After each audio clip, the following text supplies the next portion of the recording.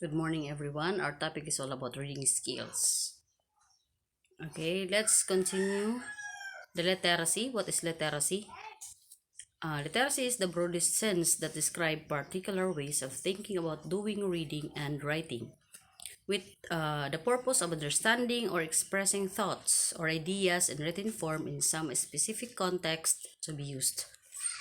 So, this literacy is the ability of the child to write, speak, listen, and write, and also in reading.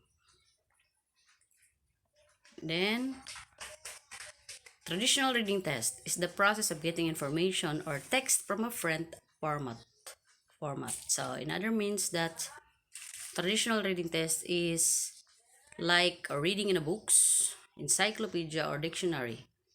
Okay, the factor to be considered when test and reading. So, the priority here is if you have a background knowledge. So, if you have a background knowledge, the learners has their own understanding of the word or of the written text, especially. They know how to understand and comprehend of what they read. Okay, next, areas of reading to be tested. A reading test can tap various type of meaning and reader knowledge. So, when we are reading for the informational meaning of a text, our purpose is to determine what is the basic concept of the messages are. So an effective reading program includes assessment of all these concepts for several purposes. Okay, so reading in a content areas. Content area reading is most simply reading to learn. So it encompasses all the skills and abilities required for a student to read the complex informational texts topics across the curriculum found typically in social science, science, and mathematics. So this reading in context areas, children are molded into different types of courses or uh, studies. Okay, why reading is in the content are important. So students should be able to become critical readers. So they are going to think more, able to analyze and evaluate what they are reading. Okay, they can understand what they read. Consequently, structured reading in the content areas can lead to better and deeper thought processes and higher order thinking skills. So, from this, why the content important? From this, the children will learn a lot from a broader and deeper understanding on various studies or content. Okay, we have a rhetorical devices, definition and classification. So the children here are to define and classify what are the parts. Description, the physical and the process is the sequencing. They are going to arrange from first to the last. Comparison and contrast, they are going to compare if there is separate. They are compare. They are similar in contrast but is opposing. And alternating pattern. So they are going to identify if they are the same. Both are related. Next is helping student understand the plot. For example, parts of the plant, or they know how to analyze this jigsaw activities, deep study, summarizing of the story, and so on. So the children here are going to summarize of the story or plot going to be tested on them. So helping students understand the characters, analyzing and ranking character based on the traits or strengths, and so on. So helping students understand, so the children here are going to analyze and they're going on analyze based on the ranking what they are based on their abilities, strength, and so on. Helping students learn about style language, vocabulary, or grammar, meaning and determining word meaning. So this means that children here are going to or have an advanced vocabulary. You know how to uh, how to use the correct grammatization. And they can also determine the meaning, the cause and effect. So this is related on the advantage and disadvantage also. So if ever they use this, they have cause and the effect, either disadvantage or advantage, the effect. Okay, children's literature is the narratives, poetry, drama, and other literary types. So like schema activation, this is experiential background of the reader. So if they know already this before, they also check up by the quizzes also. They can analyze or if they know already this. Reading or writing connection, sensory response.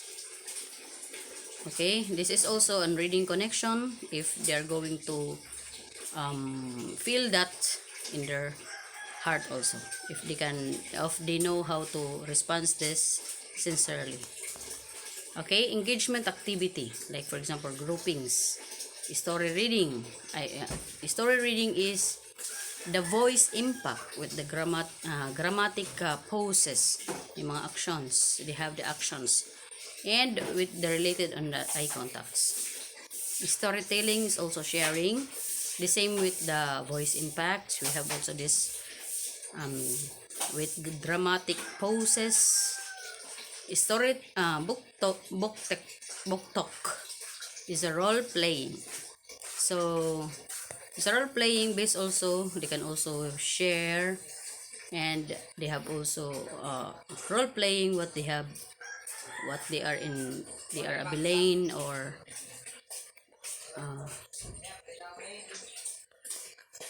the other groups of persons. Contextualization, integrating reading with other skills. So contextualization is a part of total language arts. So based on the education, contextualization is also integrate in the learning in English language.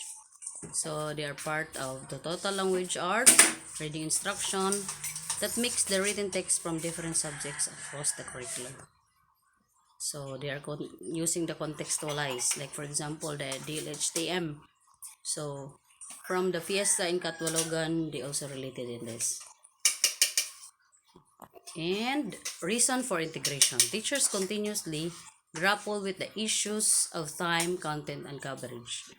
So they are going to do the subject matter integration. So like for example the science, English, and math, they can also related to each other.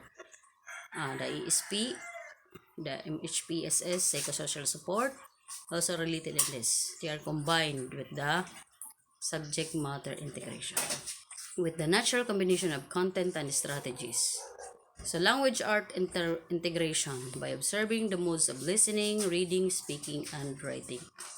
So this is also emphasized. Research on reading writing relationship by exploring the study or other learning from text or from the books.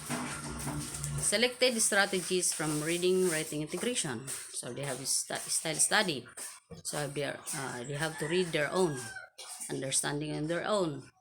Parallel writing, add their own fictional senses.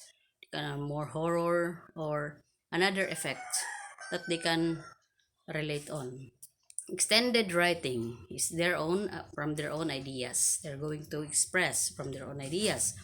Reading writing worksheet, their own plan based on the expository reading. So they're going to read and write what they learn on the story.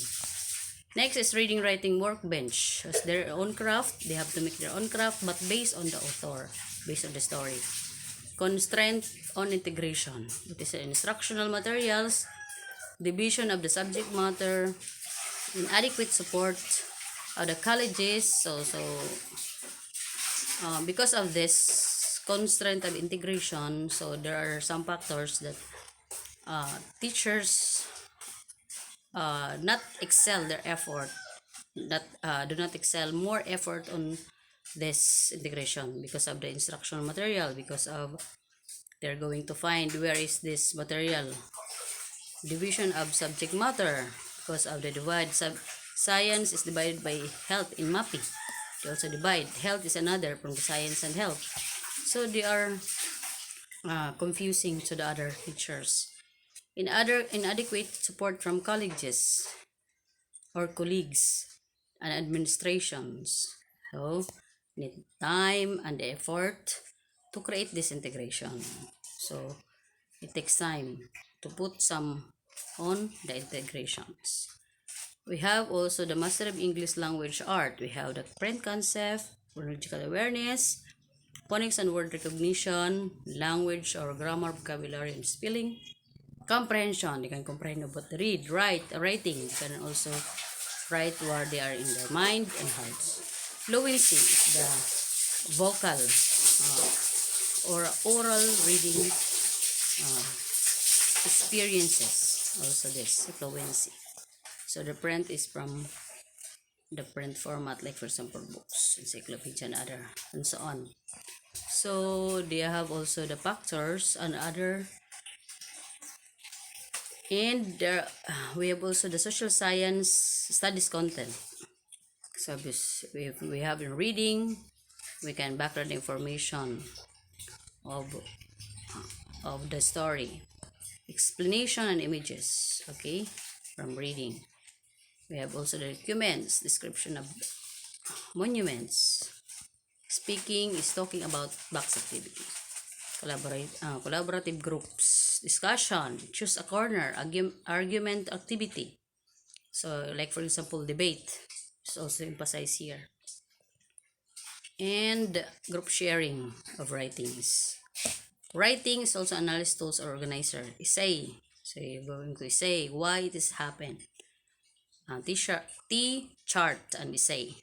So listening, we have collaborative groups. You are assigned for the discussion.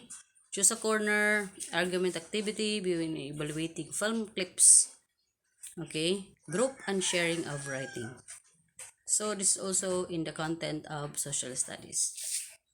Also in English, you can also add in this because of social studies, science, math, or any other subject that can be related into. Okay, thank you and good day.